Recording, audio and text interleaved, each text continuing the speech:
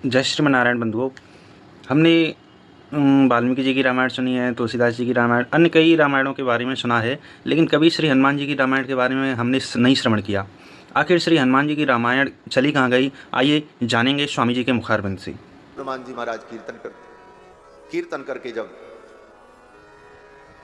मन भर जाता तब हनुमान जी भगवान के चरित्र का लेखन करते। हनुमान जी ने सोचा भगवान के चरित्र को मैं लिखूं, मेरे प्रभु की कीर्ति अक्षुण्ण बनी रहे। तो हनुमान जी ने सोचा कागज पे लिखेंगे, भोजपत्र पर लिखेंगे तो कालांतर में भीग करके, सड़ करके, गल करके खत्म भी हो सकती। पत्थर पर अगर लिख दें तो पत्थर की लकीर, कहते हैं ना कि पत्थर की लकीर वो मिटती है। तो हनुमान जी ने सोचा दुनिया कागज पर लिखती है, हम पत्थर पे लिखते। अब पत्थर कहां मिले? तो हनुमान जी तो महाराज सर्वसमर्थ हैं। हनुमान जी अपनी पूंछ को आदेश देते, हनुमान जी की पूंछ बढ़ती। हनुमान जी की पूंछ तो कितनी बढ़ सकती है इसका कोई अंदाजा नहीं लगा सकता। लंका में एक बार बढ़ा करके हनुमान जी ने दिखाया, बाढ़ी पूंछ कीन कपि खेला। तो हनुमान जी अपनी पूंछ को बढ़ाते, पूंछ सीधे पहुंच जाती कहां? बोले हिमालय, विंध्याचल, धवलागिरी, बड़े बड़े पर्वत पर उनकी पूंछ पहुंच जाए और वहां से सुंदर पत्थर का चयन करे और पूंछ पत्थर को उठा के लिया। हनुमान जी तो अयोध्या में बैठे, पूंछ जा रही, सारा काम करके चली आती और बड़ी सी पत्थर की शिला आ जाती। फिर हनुमान जी महाराज अपनी उंगलियों के नख से उस पत्थर को खोद खोद कर लिखते, जैसे पत्थर पर लिखा जाता है छीनी हथौड़ी से। हनुमान जी का नख वज्र के समान है, वज्र नख, वज्र दृष्ट, और दांत भी हनुमान जी महाराज के वज्र के समान है। वज्र के समान अपने नख से खोद खोद करके उस पत्थर पर रामचरित्र लिखने लगे। और लिखने के बाद वो पत्थर वहीं सरजू जी के किनारे सजा सजा करके क्रम से हनुमान जी रखते हैं। इसी कार्य में हनुमान जी सवेरे से शाम तक व्यस्त रहते। एक दिन भगवान श्री राम ने भैया भरत से पूछा, भरत आजकल हनुमान जी बहुत कम दरबार में आते हैं, क्या बात है, कहां रहते हैं? बुलाओ तो आते हैं, अपने से नहीं आते, जरा पता लगाओ। तो भरत जी महाराज पता लगाने आए। पता लगा सरयू जी के तट पर प्रमोद वन में हनुमान जी बैठे रहते। किसी की हिम्मत नहीं होती वहां जाने की, डर के कारण, क्योंकि पहले हनुमान जी का स्वभाव बड़ा मधुर था, लेकिन जब से किशोरी जी वन में चली गई, भगवान ने उन्हें वाल्मीकि महर्षि के आश्रम में भेज दिया, तब से हनुमान जी थोड़े चिड़चिड़े हो गए। मैया का दर्शन न मिले इसलिए चिड़चिड़ापन हो गया। कोई आवे अनावश्यक बात करे तुरंत उसको डांट के भगा दे। यही क्या कम कृपा की किसी को मारते नहीं, तो हनुमान जी महाराज की मार कौन सा पावे? एक ही बार में तो उसका राम नाम सत्य हो गया। इस कारण से, भय के कारण, कोई अयोध्या का नागरिक, कोई व्यक्ति हनुमान जी के पास उधर जाता ही नहीं था। प्रमोद वन में वहां हनुमान जी रहते हैं, भजन करते, वहां कोई गया तो हनुमान जी के कोप का भाजन बने। हनुमान जी महाराज अपना अकेले रहते, और भजन तो अकेले ही में होता महाराज।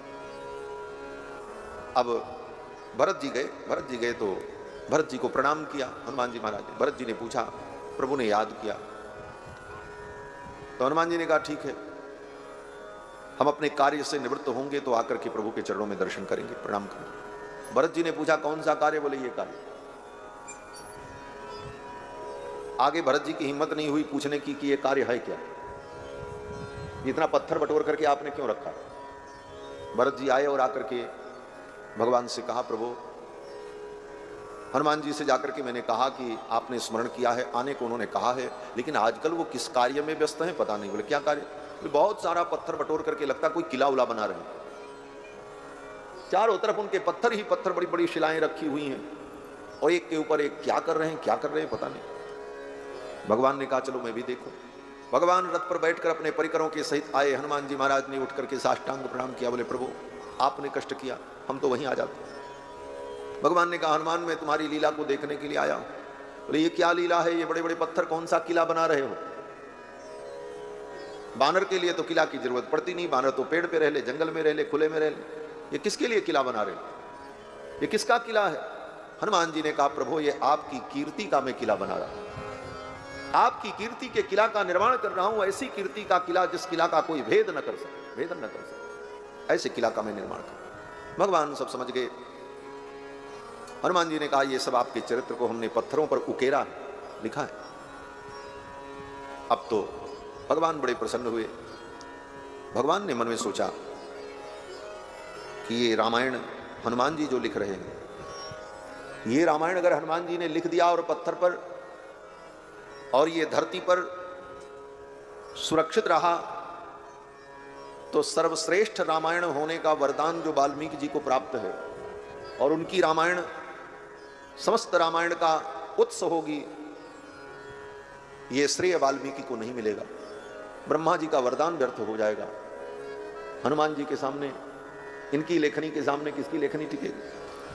तो भगवान ने हनुमान जी से कहा, हनुमान ये तुम लिखना बंद कर दो। हनुमान जी ने कहा क्यों? तो भगवान ने हनुमान जी को बड़ी चतुराई से समझा दिया। बड़े लोग बड़े बुद्धिमान होते हैं, किसी भी बात को किसी भी प्रकार से सिद्ध कर सकते हैं। भगवान ने भी सिद्ध कर दिया। भगवान ने कहा देखो हनुमान, ये मेरा चरित्र है। बोले हाँ। बोले मेरा चरित्र मेरा ही स्वरूप है। बोले हाँ। तो जो आदर मेरे प्रति हो मेरे चरित्र के प्रति भी हो। बोले हाँ। तो रामायण ग्रंथ मेरा ही स्वरूप है। हनुमान जी ने कहा हाँ। जैसे भागवत भगवान का विग्रह है, वैसे रामायण भी राम जी का विग्रह। तो भगवान ने कहा हनुमान, तुमने पत्थर पर तो लिख डाला, बड़ा अच्छा किया, लेकिन ये पत्थर किसी पुस्तकालय में तो रखे नहीं जा सकते। आदर पूर्वक इन पत्थरों को किसी पुस्तकालय में तो सुरक्षित किया नहीं जा सकता। ये खुले मैदान पे रहेंगे, इस पर पशु पक्षी बैठेंगे, मलमूत्र का त्याग करेंगे, धूल पड़ेगी, कचरा पड़ेगा, कितने लोगों के पैर भी पड़ेंगे, तो क्या ये मेरे चरित्र का अनादर नहीं होगा? हनुमान जी तो चुप हो। हनुमान जी ने कहा प्रभु ऐसा तो मैंने सोचा ही नहीं था। बोले हनुमान, ये लिखा तो तुमने बहुत अच्छा, लेकिन ये पत्थरों पर जो लिखा ये मेरे चरित्र का अनादर होगा, ये दोष हो जाएगा, इसलिए मैं कहता हूं ये लिखना बंद कर दो। और दूसरा कोई उपाय नहीं था हनुमान जी को रोकने का, बंद कराने का। तो हनुमान जी ने कहा प्रभु अब तो जो लिख दिया सो लिख दिया, इसे क्या करें?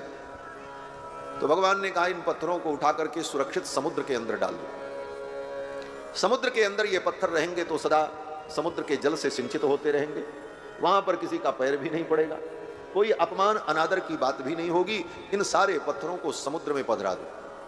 हनुमान जी ने कहा प्रभु जैसी आज्ञा। हनुमान जी ने अपनी पूंछ से एक एक पत्थर को उठाकर पहले अपने सिर पर रखा, प्रणाम किया, फिर उन पत्थरों को उठा उठा करके समुद्र में पधरा दिया। जब समुद्र में पधरा दिया, फिर हनुमान जी महाराज ने सोचा अब ये लिखने पढ़ने का काम बंद हो, ये लिखना पढ़ना पंडित का काम, भजले साधु सीताराम। हम तो साधु, साधु का काम तो सीता ही राम करना। बोले हम तो सीताराम करें, ये सब पंडित लोगों का काम है, वाल्मीकि जी लिखें, वेद व्यास लिखें, ये हमारा कार्य। हनुमान जी महाराज तो भजन में लग गए। कालांतर में वो पत्थर जो समुद्र में थे, राजा भोज के काल में कुछ प्रस्तर खंड समुद्र में वो प्राप्त हुए। फिर उन्होंने उन पत्थरों का अन्वेषण कराया और कुछ ही पत्थर मिले जिस पर कुछ श्लोक थे। उन श्लोकों का संग्रह किया और संग्रह करके एक पुस्तक के रूप में प्रकाशित किया जिसका नाम हनुमान नाटकम।